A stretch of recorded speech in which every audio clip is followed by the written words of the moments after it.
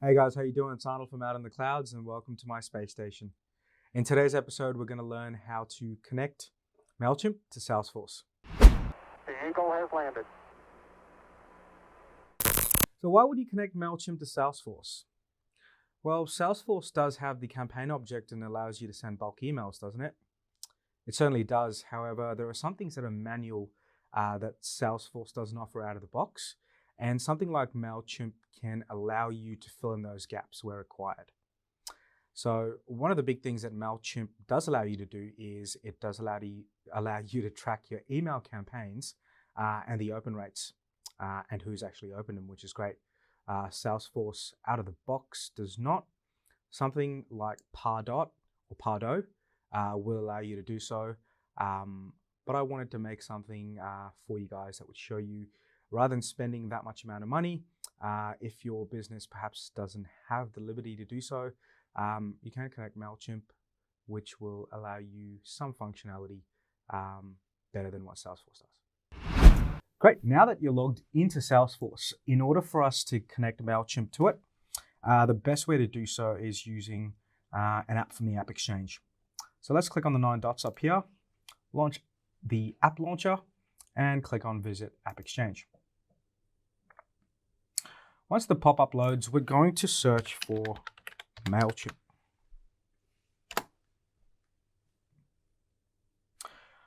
Once we do find MailChimp, we'll go ahead and select the one that says MailChimp for Salesforce with the MailChimp logo.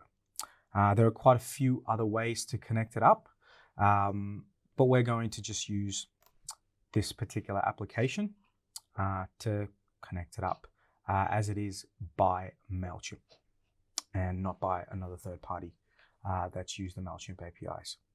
I'm going to click on Get Now. I'm then going to click on Open Login Screen.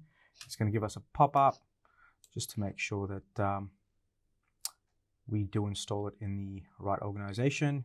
We need to give the App Exchange API some permissions to do so.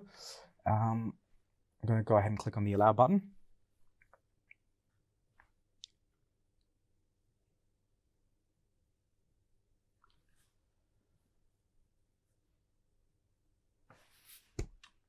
Beautiful. And what we are going to do is I'm going to click on Install here. We are going to go ahead and install it in our Space Station developer org.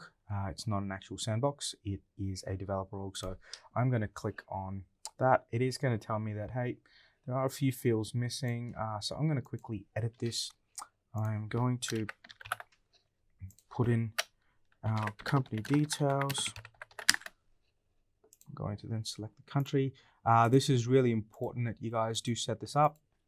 I'm not going to put in a phone number though. It's not a mandatory field. I'm going to agree to the terms and conditions. In this case, I do not want to be contacted about via phone, email, or SMS. I think that can sometimes get annoying. But if it is a third-party application that perhaps you want some more info about, that's a great box to tick because they will follow up with you using one of those means or methods. I'm going to click Confirm and Install, and in some cases, it will go ahead and give you this pop-up to say who you want to install this for.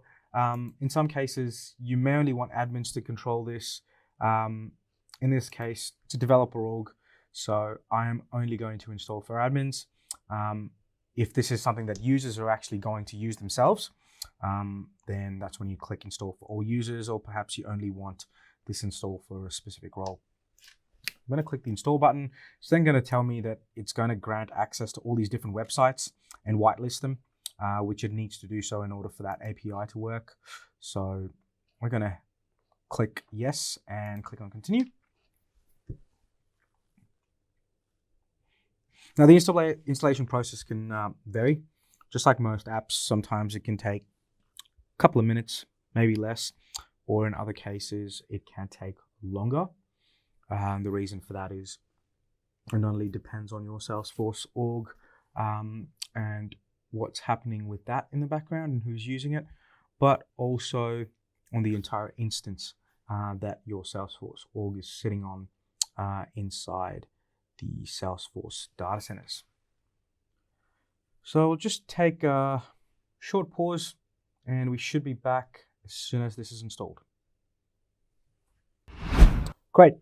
So once the package is installed, you will receive an email to your Salesforce account email to say that the package has been installed successfully. If there are any issues, it will tell you that it has been unsuccessful, and it will give you a couple of reasons as to why.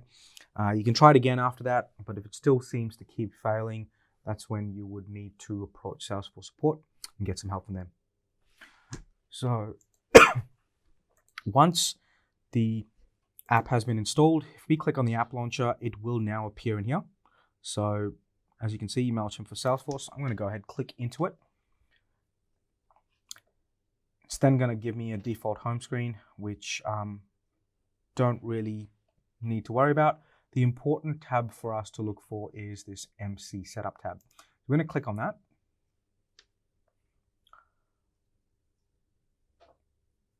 Once it loads up, it's going to firstly ask you to log in to MailChimp. So I'm going to click the login button. It's going to open up a brand new tab, and it's going to say, hey, we're going to connect your MailChimp for Salesforce to your account. I'm going to click the login button. I have my password saved. I've also created a test campaign that we can have a look at. Now in here, it's going to be very clear that any contacts that do not exist in your current MailChimp, or for whatever reason, someone has forwarded your particular email that they've received to someone else and they've filled in some details and they now have been added to MailChimp, it will do a sync where any contacts that do not exist in Salesforce, it will create as a lead for you to follow up with.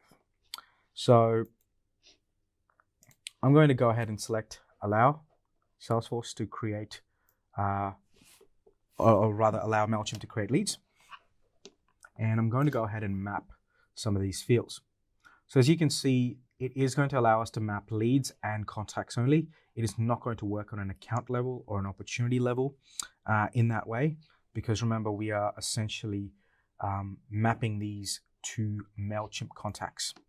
So in this case, I'm going to select, that's going to be the mailing address. That's just going to be address, birth date. I don't care about that in there, but I do care about birth date on the contact. We can go ahead and add a field in here called birth date. We're going to choose it just to be the phone number, and in here as well, phone number. We can then go ahead and add any other types of fields that we need to. In this case, I'm just going to do a basic setup or connection. So I'm going to click the save button, and that should go ahead and save my mapping. Now, throughout the process, it will give you, the setup process, it will give you this pop-up. So you can ensure that you've actually followed it correctly, and it'll explain what each of these different tabs are and what's the best way to use them. So I'm just going to follow this through so you guys can see how easy it is to be able to set this up for yourself or your business.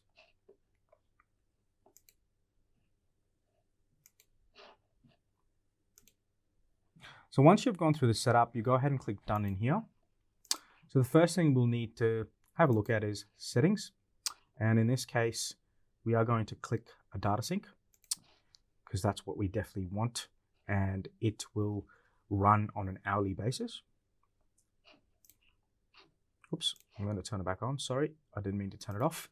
But what you'll notice is in here now, the audience that I had inside MailChimp, it's now shown us whether we actually want to sync it, whether we want to keep certain activity, and whether we want to create leads from that particular campaign in Salesforce if they don't exist already. You can also come in here and refresh that. If we had any campaigns, it would go ahead and show us those campaigns. In this case, I've just created an audience, not a particular campaign. The last cool thing that you can actually use is member queries. So using member queries, we can run queries on leads or contacts. And we can choose to automatically add them if they meet a certain criteria within the record to a particular audience.